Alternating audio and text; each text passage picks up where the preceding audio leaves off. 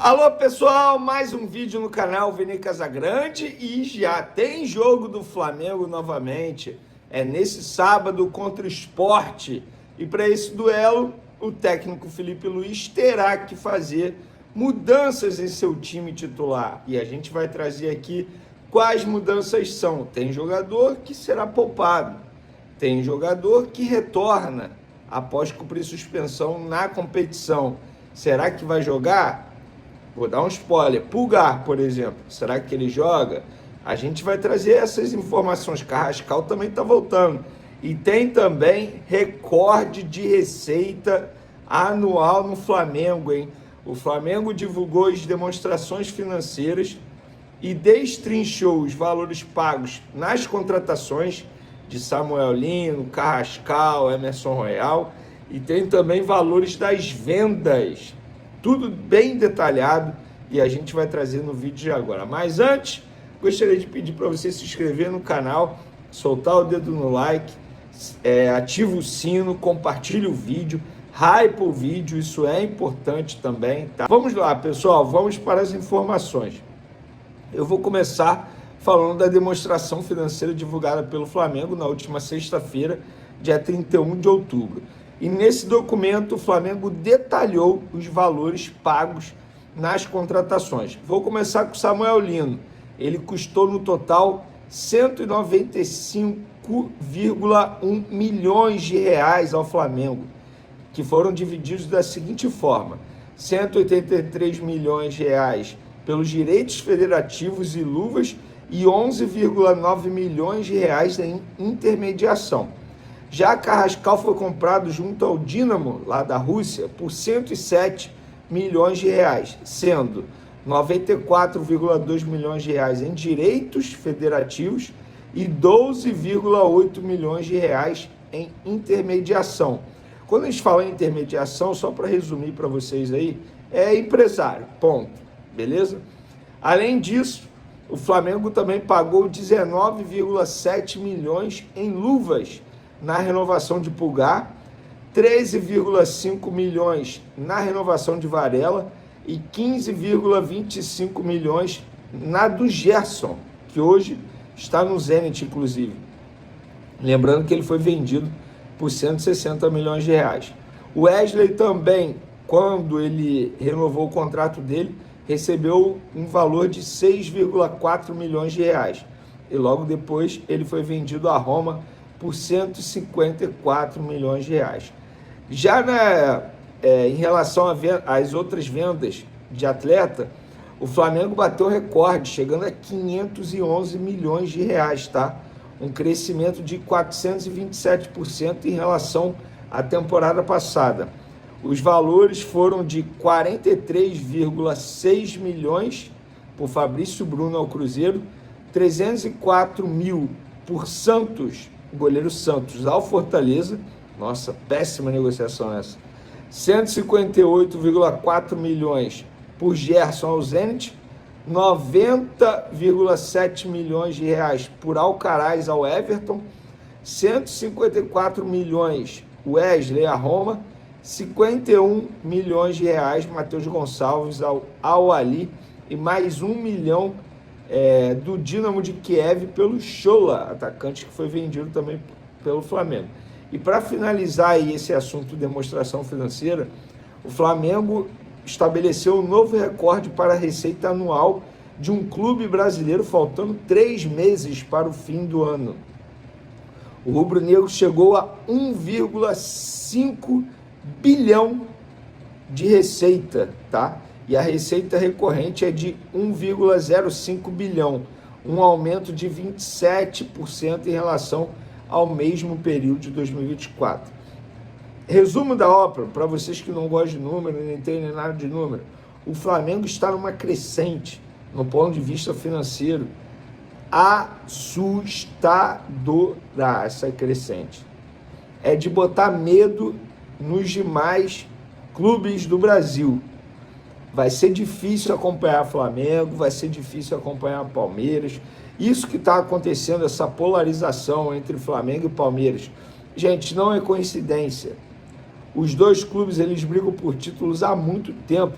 De 2017 para cá, os dois brigam por títulos. Esse ano eles estão brigando pelo Brasileiro, esse ano eles estão brigando pela Libertadores. Então, gente, não é coincidência, não é por acaso, tá bom? Vamos falar agora do provável time titular do Flamengo para pegar o Sport nesse sábado, jogo 9 horas da noite, mais de 55 mil ingressos vendidos. A expectativa da diretoria é de pelo menos 65 mil presentes para um jogo 9 da noite, repito, 9 da noite, no Rio de Janeiro, que está vivendo um caos no ponto de vista da segurança. Quem acompanhou aí os noticiários, quem não mora no Rio, óbvio que quem mora no Rio foi extremamente afetado por conta disso. Aulas foram pausadas, foram canceladas, enfim, muita gente não foi trabalhar. Gente, tá o caos nos últimos dias no Rio de Janeiro. E a torcida do Flamengo colocar mais de 55 mil pessoas num jogo sábado à noite, 9 da noite no Maracanã, olha, é para bater palma. E tem gente que diz que a torcida do Flamengo é modinha. Eu vi lá contra o Racing, quando todo mundo ficava falando assim, a torcida do Racing vai calar. Gente, em vários momentos, pelo menos na transmissão, só ouvia a torcida do Flamengo. É para bater palma. Mas, falando de campo e bola, o técnico Felipe Luiz será forçado a fazer mudança no time titular. Lembrando, o Flamengo terá uma sequência muito forte aí, até a final da Libertadores. Tem que fazer esse gerenciamento aí na escalação mesmo. O próximo jogo é quarta, contra o São Paulo na Vila Belmiro. Sim, vai ser na Vila Belmiro, não será no Morumbi. Léo Ortiz, que jogou na base de muito sacrifício contra o Racing, vai ser preservado. Alexandre, lateral esquerdo, é outro que precisa ter uma cautela com ele, um gerenciamento, para poder não forçar esse jogador que tem um histórico de lesão muscular. Provavelmente vai ser preservado também. E o Jorginho saiu com desconforto muscular contra o Racing. Embora não tenha lesão, mas deve ser poupado também. As boas notícias são o retorno de Carrascal e Pulgar. Mas o Pulgar também deve ser, entre aspas, preservado pela sequência de jogos que ele enfrentou pós-retorno de lesão. Então você faz esse gerenciamento aí na hora de escalar o jogador. E mesmo assim, olha o time do Flamengo, o provável Flamengo para pegar o Sport. Rossi, Emerson Royal, Danilo, Léo Pereira, Ayrton Lucas, Saul, De La Cruz, Arrascaeta, Samuel Lino, Plata e Carrascal. Gente, assim, vou ser muito sincero, tá? Mesmo se o Arrascaeta não começar, o Flamengo tem a obrigação de ganhar o Sport.